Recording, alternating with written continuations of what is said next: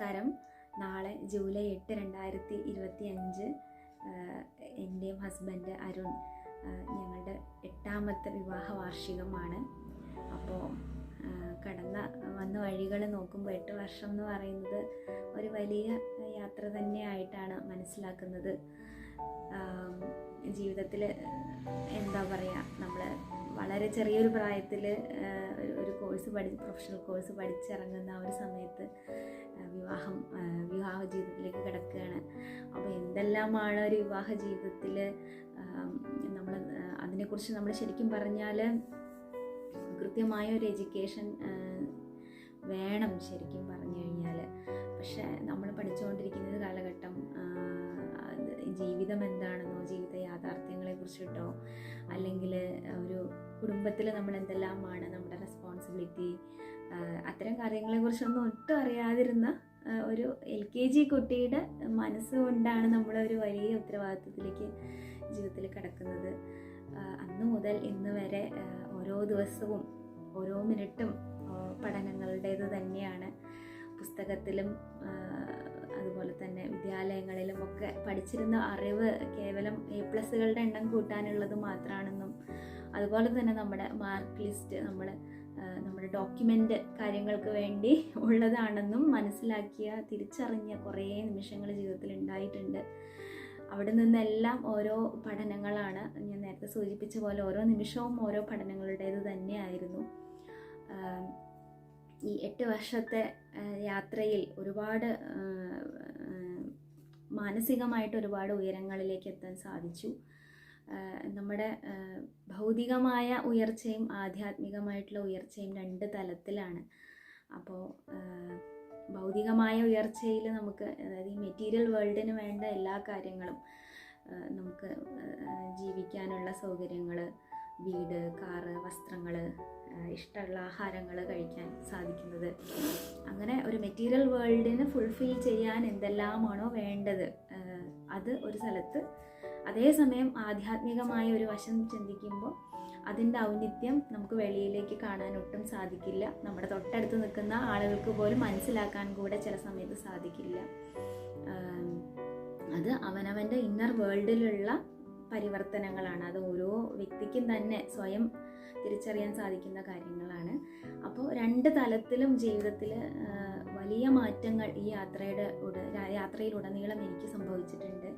അതിനെല്ലാം ഈശ്വരനോടും അതിനെ സഹായിച്ച ഈ യാത്രയിലുടനീളം ഞാനുമായി ബന്ധപ്പെട്ട ഓരോ വ്യക്തികളോടും ഇന്ന് ഈ അവസരത്തിൽ ഞാൻ നന്ദി പറയുകയാണ്. കാരണം അവരുമായിട്ടുള്ള സമ്പർക്കങ്ങളിൽ നിന്നും ഒക്കെ ഞാൻ ഒരുപാട് കാര്യങ്ങൾ പഠിച്ചു, എനിക്ക് മാറ്റം സംഭവിച്ചു. അതൊക്കെ ഈശ്വരൻ്റെ ഒരു അനുഗ്രഹമായിട്ട് കാണുന്നു. അതിലെടുത്ത് പറയേണ്ടത് എൻ്റെ ഭർത്താവിനെ കുറിച്ച് തന്നെയാണ്. തീർച്ചയായിട്ടും ഞാൻ നേരത്തെ തുടങ്ങി വെച്ചിരുന്ന വാക്കുകളിലേക്ക് കിടക്കുകയാണ്. ഒന്നും അറിയില്ലാത്ത ആ ഒരവസ്ഥയിൽ വന്ന് കുറേ കാര്യങ്ങൾ എനിക്ക് ഈശ്വരൻ അത്തരം ഒരു കുടുംബത്തെയാണ് തന്നത്. ഇന്ന് ഞാനതെല്ലാം മനസ്സിലാക്കണോ? കാരണം നമുക്ക് ആത്മീയമായ ഒരു പരിവർത്തനം ജീവിതത്തിൽ വരാൻ ഉള്ള ഒരു അനുകൂലമായ സാഹചര്യങ്ങൾ, അനുകൂലമായ വ്യക്തികൾ ഉൾക്കൊള്ളുന്ന ഒരു കുടുംബത്തിലേക്ക് വരാൻ സാധിച്ചത് ജീവിതത്തിൽ എന്നും ഭാഗ്യമായിട്ട് കാണുന്നു.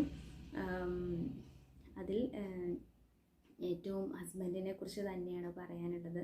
തുടക്ക സമയത്തൊക്കെ എല്ലാവരുടെ ജീവിതത്തിലും അങ്ങനെ തന്നെയാണ് അല്ലേ. നമ്മൾ പുറമേ കാണുന്ന നല്ല വശം ഉണ്ടാവും, അതുപോലെ തന്നെ ഉള്ളിൽ കാണുന്ന അത്ര നല്ലതല്ലാത്ത വശങ്ങളൊക്കെ ഉണ്ടാവും അല്ലേ. അപ്പോൾ നമ്മൾ ഓരോരുത്തരും ഓരോ വ്യക്തികളാണ്. അപ്പോൾ അതിൽ നമുക്ക് 100% എന്താണ് എല്ലാം കൊണ്ടും തികഞ്ഞ ഒരു വ്യക്തി ഉണ്ടാവുമോ? ഇല്ല. അപ്പോൾ നമ്മൾ ഒന്നും അറിയില്ലാത്തടത്ത് നിന്ന് എന്നെ ഒരുപാട് കൈപിടിച്ച് ഉയർത്തിയ ഒരു വ്യക്തിയാണ് ഹസ്ബൻഡ്. അച്ഛനും അമ്മയും ഒക്കെ ആണെങ്കിലും എല്ലാം പറഞ്ഞു പഠിപ്പിച്ച് നമ്മളെ ഇന്ന് ഈ ഒരു സമയത്ത്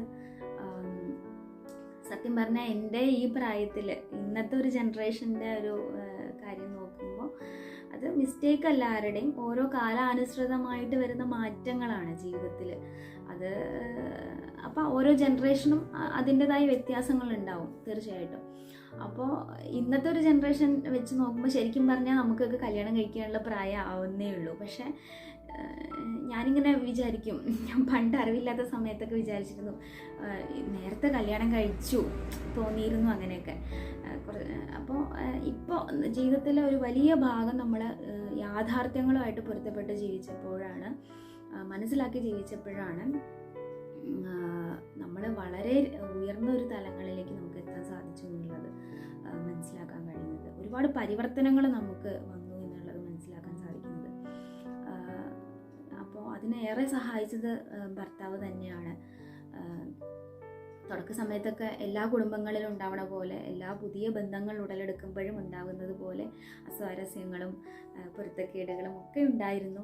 എങ്കിലും എന്താ പറയുക, വാക്കുതർക്കങ്ങൾ ഉണ്ടായിരുന്നു, അഭിപ്രായ വ്യത്യാസങ്ങൾ ഉണ്ടായിരുന്നു, ഒത്തുപോകാൻ പറ്റാത്ത പല സന്ദർഭങ്ങളും വന്നിരുന്നു.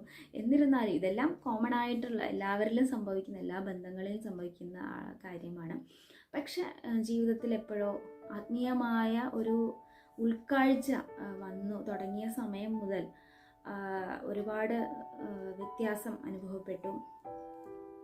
തീർച്ചയായിട്ടും നമുക്ക് ജീവിതത്തിൽ നമ്മുടെ ഭർത്താവ്, നമ്മുടെ ഇൻലോസ്, നമ്മൾ പരിചയപ്പെടുന്ന വ്യക്തികൾ, നമ്മുടെ ബന്ധങ്ങൾ, നമ്മുടെ അച്ഛൻ, അമ്മ, നമുക്ക് ആരൊക്കെ ആണോ നമ്മൾ ബന്ധപ്പെട്ടിരിക്കുന്നത്, ഇതൊക്കെ നമ്മുടെ വെറുതെ ഒന്നും അല്ല. അവർ നമ്മുടെ ഈ അനേകായിരം കോടി ജനങ്ങൾ, മനുഷ്യരുള്ള ഈ ഭൂമിയിൽ എന്താണ് നമുക്ക് അവർ തന്നെ വന്നത്, അല്ലേ?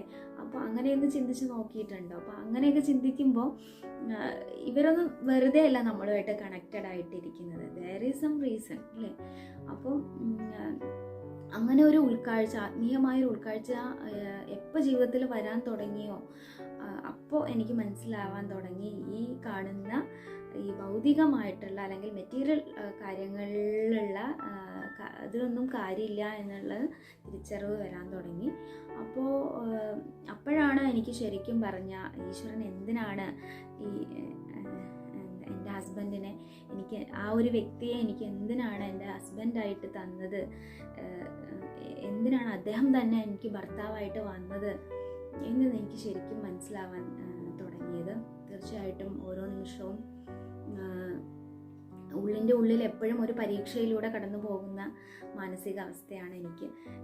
അതായത് നമ്മുടെ ഉള്ളിലെ വികാരങ്ങളെ എങ്ങനെ നമുക്ക് ജയിക്കാൻ സാധിക്കും എന്നുള്ള ഒരു പരീക്ഷയാണ്. അപ്പോൾ ആ പരീക്ഷയിൽ പലപ്പോഴും ഞാൻ തോറ്റു പോവാറുണ്ട്. പലപ്പോഴും PhD വരെയുള്ള പഠനങ്ങളിലേക്ക് എത്തും. പക്ഷെ ചില സന്ദർഭങ്ങൾ, സാഹചര്യങ്ങൾ വരുമ്പോൾ എല്ലാം മറന്ന് സാധാരണ വ്യക്തികൾ പോലെ ആയി പോകാറുണ്ട്. അപ്പോൾ അപ്പോഴൊക്കെ എന്നെ കൈപിടിച്ച്, ഞാനീ പറയണത് മറ്റുള്ളവർക്ക് മനസ്സിലാവുന്നുണ്ടോയെന്ന് എനിക്കറിയില്ല. ഏതായാലും എപ്പോഴും എന്നെ സഹായിച്ചതും, എപ്പോഴും എന്നെ കൈപിടിച്ചുയർത്തിയതും, എപ്പോഴും എന്നെ കറക്റ്റ് ചെയ്തതും, കൂടുതൽ ശ്രദ്ധ വരാൻ വേണ്ടിയിട്ട്, അവയർനെസ് ഉണ്ടാവാൻ വേണ്ടിയിട്ട് എന്നെ എപ്പോഴും കൈപിടിച്ചതും ഉയർത്തിയതും ഒക്കെ ഈ ഭർത്താവ്, ആ ഒരു സോളിൻ്റെ ഒരു പ്രൊട്ടക്ഷനാണ്. സത്യം പറഞ്ഞു കഴിഞ്ഞാൽ ഈശ്വരൻ്റെ പ്രവൃത്തി ഓരോ വ്യക്തികളിലൂടെയാണ് നമ്മളിൽ എത്തുക, അല്ലേ? എല്ലാവരിലുമുള്ളത് ഈശ്വര ചൈതന്യമാണ്. അപ്പം നമ്മളിൽ എത്തുന്നത് ഈശ്വരൻ്റെ രൂപത്തിലാണ് ഓരോരുത്തരും. അപ്പം അത് മോശമായിട്ട് പെരുമാറുന്ന ആളുകൾ ആണെന്നുണ്ടെങ്കിൽ, അല്ലെങ്കിൽ മോശം സാഹചര്യങ്ങൾ സൃഷ്ടിക്കുന്ന അന്തരീക്ഷമാണ് എങ്കിൽ നമ്മൾ അതിൽ നിന്നും എന്തോ പഠിക്കാനുണ്ട് എന്ന് തിരിച്ചറിയുക. അതേസമയം നന്നായി ഇടപഴകുന്നവരിൽ നിന്നും ആ സ്നേഹവും ഈശ്വരൻ്റെ ആ ദയയും വാത്സല്യവും ഒക്കെ മനസ്സിലാക്കാനും അവരോടും ചേർന്ന ആ രീതിയിൽ നിൽക്കാനും ഒക്കെ നമുക്ക് ഒരു മാനസികമായ ഔന്നത്യം ഉണ്ടാവുക എന്നുള്ളതാണ്. അപ്പോൾ എന്നും എന്നെ സഹായിച്ചിരുന്ന ഒരു വ്യക്തിയാണ് നമ്മുടെ ഭർത്താവ്. തീർച്ചയായിട്ടും ഒരു ഭാര്യ-ഭർത്തൃ ബന്ധത്തിൽ എപ്പോഴും നമ്മൾ പറയാറുണ്ടല്ലേ, താങ്ങും തണലായിരിക്കണം എന്നുള്ളത്. അപ്പോൾ ഞാൻ മനസ്സിലാക്കിയത് ഫിനാൻഷ്യൽ ഇൻഡിപെൻഡൻസോ അല്ലെങ്കിൽ ഒരേ സ്റ്റാറ്റസോ അതൊന്നും അല്ല ശരിക്കും. It is something beyond which can be expressed in words. I think നമ്മൾ പരസ്പരം നമ്മൾ ആത്മീയമായി സഹായിക്കുക, ഒരു പ്രൊട്ടക്ഷൻ ഉണ്ടാവുക എന്നുള്ളതാണ്. അതിന് ഭയങ്കര ബ്ലെസ്സിങ് വേണം. അതുകൊണ്ട് നമുക്ക് ഒരേ കാര്യങ്ങൾ ഒരേ ചിന്താഗതിയിലൂടെ ഒരേ രീതിയിൽ നമുക്ക് പ്രവർത്തിക്കാൻ സാധിക്കും എന്നുള്ളതാണ്. അപ്പോൾ അതൊന്നും ജീവിതത്തിൽ വെറുതെ സംഭവിച്ചതല്ല, നിസ്സാരമല്ല എന്നൊക്കെ മനസ്സിലാക്കാൻ സാധിച്ചു. പലപ്പോഴും ഇപ്പോൾ പറയുന്ന പല കാര്യങ്ങളും കേൾക്കുന്ന ആളുകൾക്ക് എത്രത്തോളം മനസ്സിലാക്കാൻ സാധിക്കുമെന്ന് അറിയില്ല. എന്തായാലും വളരെയധികം സന്തോഷമുണ്ട്, വളരെയധികം നന്ദിയും കടപ്പാടും ഒക്കെ ഈശ്വരനോടും മാതാപിതാക്കളോടും ബന്ധുക്കളോടും എല്ലാവരോടും ഉണ്ട് ഇന്ന് ഞങ്ങളെ ചേർത്ത് വെച്ചതിൽ. എന്തായാലും ഒരു വിവാഹദിന സന്തോഷം പങ്കുവയ്ക്കുകയാണ്. അപ്പോൾ ഈ വീഡിയോ ഞാൻ എൻ്റെ ഹസ്ബൻഡിന് ഒരു സർപ്രൈസായിട്ട് കൊടുക്കാമെന്ന് വിചാരിക്കുകയാണ്. അതുപോലെ തന്നെ എന്തെങ്കിലും ഒരു മെസ്സേജും എനിക്ക് ഇങ്ങനെ ഒരു കാര്യത്തിൽ കൂടെ നമ്മൾ കടന്നു വന്ന അല്ലെങ്കിൽ സഞ്ചരിച്ച വഴികളിൽ കൂടെ കടന്നു പോകുന്ന ആരെങ്കിലും ഉണ്ടെങ്കിൽ മനസ്സിലാക്കാൻ ഒരു മെസ്സേജും ഇതിൽ കൂടെ കൊടുക്കാൻ സാധിക്കുകയാണെങ്കിൽ നന്നായിരിക്കുമെന്ന് തോന്നി. അപ്പോൾ മെസ്സേജായിട്ട് പറയുന്നത് കൺക്ലൂഡ് ചെയ്ത് പറയാം. നമ്മൾ എന്താ പറയുക, കൂടുതൽ ഭൗതികമായിട്ടുള്ള കാര്യങ്ങളിലേക്ക് നമ്മുടെ മനസ്സിനെ അടക്കമില്ലാത്ത രീതിയിൽ കൊണ്ടുപോകാതെ അല്പം അവനവനിലേക്ക് ഉള്ള ഒരു യാത്ര, അതിനുവേണ്ടി സമയം ചെലവഴിക്കുക. അതിന് ധ്യാനം, പ്രാർത്ഥന, ഈശ്വര പ്രാർത്ഥന, ലളിതാ സഹസ്രനാമം, വിഷ്ണു സഹസ്രനാമം, നിങ്ങൾ ഏത് മതവിഭാഗത്തിലായാലും ഇരുന്നുള്ള പ്രാർത്ഥന വളരെ പ്രാധാന്യപ്പെട്ടതാണ്. ആ ഒരു ഇരുന്നിരുന്ന് നമുക്ക് ആ ഒരു ഇരിക്കാനുള്ള ശരീരത്തിൻ്റെ ഒരു വഴക്കം നമുക്ക് ലഭിക്കും. അതിലൂടെ ധ്യാനത്തിലേക്ക് കിടക്കാം, അവനവനെ അറിയാൻ സാധിക്കും. ഈ ഭൂമിയിൽ നാം ഓരോരുത്തരും മനുഷ്യജന്മം കൊണ്ടിട്ടുള്ളത് നിസ്സാരമല്ല, വളരെ അമൂല്യമായ ഒരു ജന്മമാണ്. പരിവർത്തനങ്ങളുടെ അനന്ത സാധ്യത വെളിവാക്കുന്ന ഒരു ജന്മമാണ് മനുഷ്യജന്മം. അപ്പോൾ അത് എല്ലാവരും പ്രയോജനപ്പെടുത്തണമെന്നാണ് എനിക്ക് പറയാനുള്ളത്. ഭൗതികമായിട്ടുള്ള പ്രയാണങ്ങളെല്ലാം കുറയ്ക്കുക, അതിലൊന്നും ഒരു കാര്യവുമില്ല. നമ്മൾ മായ കാഴ്ചകളാണ്. അപ്പോൾ നമുക്ക് തോന്നും അത് റിയലാണ്, യഥാർത്ഥമാണെന്ന് തോന്നുന്നതാണ്. യഥാർത്ഥത്തിൽ അത് തോന്നലുകളാണ്, അതൊക്കെ മിഥ്യയാണ്. അപ്പോൾ അതിൽ നിന്നൊക്കെ ഉൾവലിഞ്ഞ് അവനവനിലേക്കൊരു യാത്ര ചെയ്യാനുള്ള സമയം കണ്ടെത്തുക. അപ്പം നിങ്ങൾക്ക് കുറേ കാര്യങ്ങളിൽ ക്ലാരിറ്റി കിട്ടും. അത് ഞാൻ പറഞ്ഞില്ലേ, ഇറ്റ് ഈസ് സബ്ജക്റ്റീവാണ്. ഓരോ വ്യക്തിക്കും അത് അനുസരിച്ചിരിക്കും. അപ്പോൾ അതിന് കുറച്ച് സമയം കാണണം, അതിന് കുറച്ച് കാര്യങ്ങളുണ്ട്. അപ്പം ഏതായാലും ആയുർവേദം ശാസ്ത്രം, ഞാനൊരു ആയുർവേദ ഡോക്ടറാണ്. അപ്പോൾ ആയുർവേദ ശാസ്ത്രം പഠിച്ചതുകൊണ്ട് ഒരുപാട് കാര്യങ്ങൾ എനിക്ക് പെട്ടെന്ന് ഇണങ്ങാൻ, മനസ്സിലാക്കാനും അതുമായിട്ട് അയോജിച്ച് പോകാനും ഒക്കെ എനിക്ക് സാധിച്ചു.